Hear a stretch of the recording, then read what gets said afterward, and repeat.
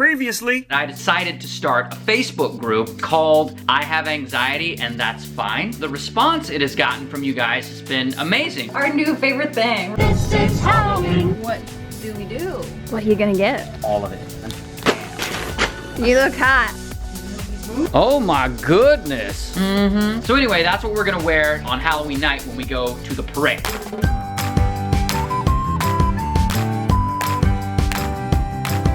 What's up, Facebook? Okay, listen, it is Halloween week. And that's your girlfriend's favorite holiday. It's your favorite holiday, your second favorite holiday. Oh my God. And it's her favorite until Christmas. Yeah. So, as we did last year, if you remember last year, if you watched our snaps and our stories and all that shit, you remember that we went down to West Hollywood for this really, really big Halloween parade. So we're at this Halloween block party in West Hollywood. There's all these people here. You remember we dressed up like Fred and Wilma Flintstone? And this parade is huge. It's like 500,000 people, I believe, was what the police told us the estimate was. Yes. All in costume. And so we went there last year and we had a really good time. One of the things we saw that when we were there was we saw like the God hates fags. Always. The Jesus protesters. Look at that. I've never seen one of these in real life, but here we are.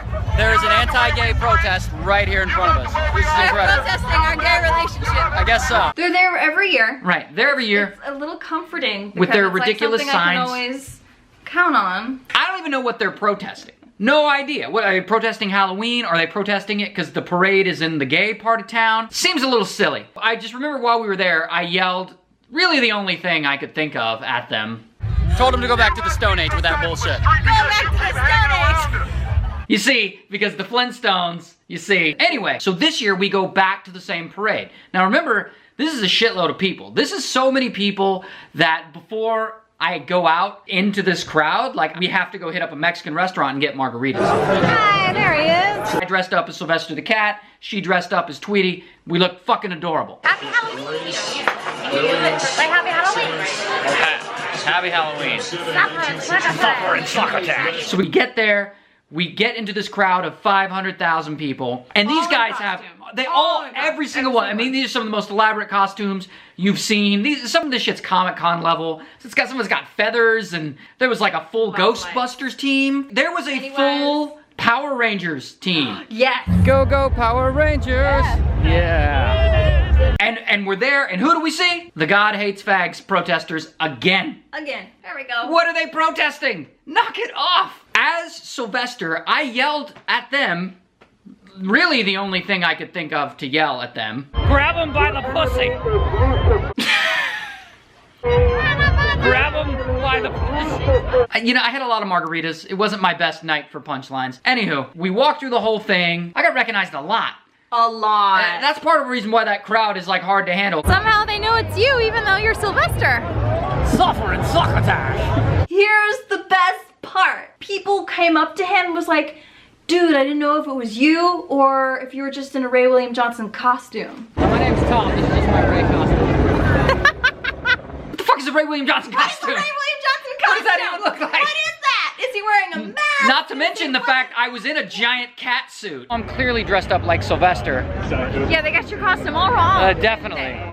It made me question everything. Am I with Ray William Johnson dressed as Sylvester the Cat, or is this a parallel universe where I'm with Sylvester the Cat dressed as Ray William Johnson? Oh my That's God. a legitimate question. It's so legitimate. The scholars will be debating that for years. So we get to the end of the parade. So this guy comes up to me and asks to take a picture with me, which had been happening a lot. And I'm like, oh, he's dressed like a cop. That's a great costume. No, it was an actual cop.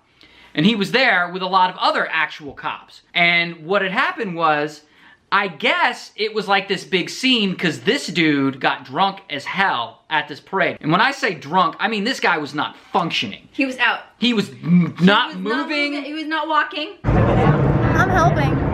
It was, He was actually just laying down in the middle of the parade and people were just kind of, you know, walking around him. It was a legitimate concern, like, oh man, this guy is done. And everyone's like, all right, we're gonna take him to the hospital. And his friends are there and they're like, no, let us take him home. Let us take him home. And the cops are having none of it. To the cops' credit, they were really cool. They were like, They were the coolest cops I have ever seen. Yeah. In fact, one of them turned to me and he's like, Yeah, I mean, we've all been 19 once, you know.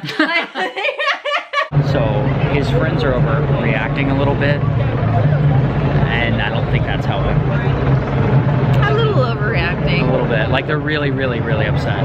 But they're defending him. They're like, let's just get him an Uber, not an ambulance. I get it, but they're very passionate about it, and just like being that passionate in the face of police officers, it doesn't typically go as well, like as smoothly as one would hope. No, just no passion with police. Just yeah, Like, come on, I got this, I can handle this, I can handle this. Like, yeah, just be like very calm, like, I think instead of an ambulance, we'll get an Uber. Yeah. About a tenth of the price. The cop also said, he's like, I have better things to, I'm not gonna arrest this dude. I have better things to do with my time. We're worried about terrorist attacks. We're worried about all kinds of stuff. I just want to get him to a hospital so we can get an IV in him. He'll be out in a few hours. But the dude's friend was there like freaking out, arguing like, yo, you gotta let us take him home, man. I thought we talked about this. I don't know what he talked about with the cops. I thought we talked about this, bro. I thought we talked about this. Here's the best part. So the guy's fucking out. So much that they pull up like this little police ambulance go-kart thing. They get a stretcher. They put the guy on the stretcher because they gotta get him out of there somehow. Oh, shit got serious. Yeah, no, he's just trying to sleep. And at that point, his friend gets his phone and starts filming him. After he was trying to like get him out of there the whole time and being serious, now he decides to like clown him and put him on the internet. Mr. Tinder profile pic, bro. Jesus Christ, it was a hell of a night. You remember a few vlogs ago when we were at Disneyland and we told the story about the girl who was like, I'm so... I am so... Anyway, we made a few references to that girl that night at Halloween, and it was great. So if that drunk girl from Disneyland were here right now, remember that girl? I will always remember that girl. How would she describe this parade? It's pretty lit, fam. It was the best part of the night for me. I'm like, we referenced the lit girl. Yeah. She's the best girl ever. Oh, so, This is so embarrassing for him. What? He'll be fine in the morning. Don't remember any of this. Maybe that was his costume.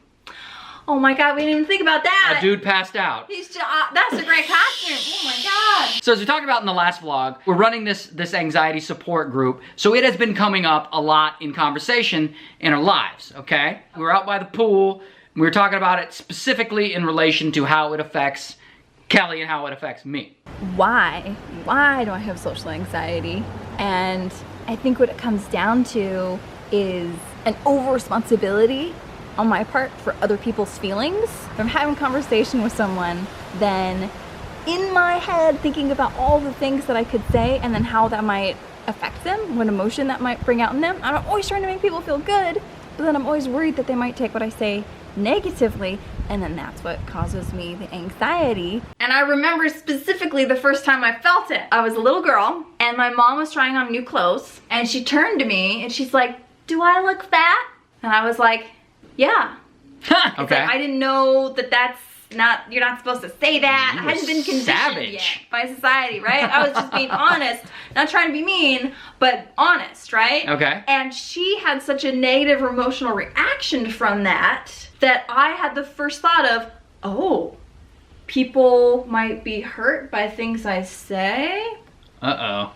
You know, or, oh, I can't just speak honestly. I need to edit it to make sure that it won't hurt people's feelings. And it's just way too much overthinking, and on my part, way too much responsibility, and that's where the anxiety comes in. It's a lot. It's easier to stay home. So if you identify with that, you are not alone. But here's what I have learned, is that you cannot control and you cannot predict how people are gonna react to whatever you say or whatever you do. You just can't. Whatever you think that they're thinking is like, that's all just making stuff up, right? Mm-hmm. So what I've learned to do is be authentic, because that's the only way I'm gonna have any fun. I'm only responsible for the message I send, not the message they receive. So that is just a huge weight off of me, because now I can go into situations, be like, listen, I'm a kind-hearted person, I always mean well, and have more authentic conversations. Well, mine is probably overthinking. Just like constant, almost obsessive worry. I mean, I got a lot of problems. That's like the biggest one. That's the one that weighs me down the most, is just that worry that keeps you up at night. It keeps you from like trying new things. It keeps you from everything. It just haunts you like a ghost. Everything ever that could go wrong is absolutely going to go wrong, because it's just going to end with me dying a horrible, painful death. Oh, that escalated quickly. Okay, Well, yeah. I'm telling you, it's crippling sometimes. I've read there's definitely evolutionary aspects to it. Yeah. Whereas, you know, back in the caveman days, if everyone in the tribe was judging you or everyone was looking at you, it was not a good thing. That's why fear of rejection is literally the fear of death. If I'm rejected from the tribe, they'll throw me out into the woods on my own and a bear will eat me. Gotta be careful with those bears. But when we put it in perspective, we're like, oh, no bear's gonna eat me. If I'm rejected by this tribe, I've got 7 billion other people. Yeah, but look, anxiety doesn't follow logic. If it did, we could just sort of out-logic it and be like, everything's gonna be fine. It doesn't work that way. Anxiety is by definition irrational. And that's why it's so hard to manage. So it helps to know the thoughts you're thinking are not real. They're not rational. We're not all gonna end in a fiery death, but that doesn't matter. The truth of it doesn't matter. It matters that you feel that way. And that you often feel that way. But I think for most people, it's just they're just afraid of being judged. They're afraid of going to a party, and they're afraid of not fitting in. They're afraid of what other people are thinking about them. But the secret to that is, it's like, that's just your own judgments about yourself. Because here's the thing. Wanna know what the thing is? People are never judging you as much as you're judging yourself. That's true. Because they're too busy judging themselves. That's how it works. It's like everybody just wants to be liked and accepted and fit in. That's it. So if you just like and accept other people, they will do it to you. Most of the time. If I go to a party thinking about how bad I want to leave, I have an irrational fear of hugs. You know that?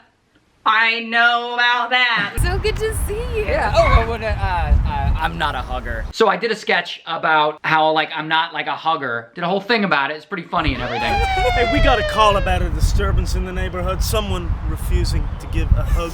That's illegal? No, it's not. But it does make you a dick. Hugs are fucking hard for me.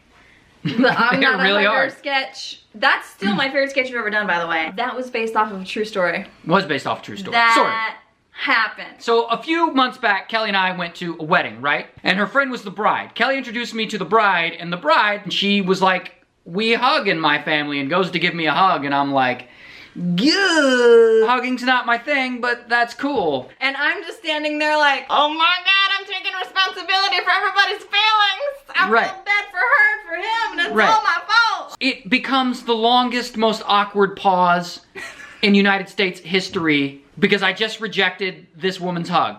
She's What- in her wedding dress, by the way. She then follows it up with, you're not gonna hug the bride on her wedding day? Which makes shit really fucking awkward for me, because now I feel like, well, now I have to hug this person, because, and that's the worst part about it, okay? If someone doesn't want to hug, they don't want to fucking hug. They're just, that's just not their thing. If you reject a hug, you're like, oh, you know, that's not really, that's my boundaries, I just don't. They act like you're an asshole. It was one of the most embarrassing moments of my life.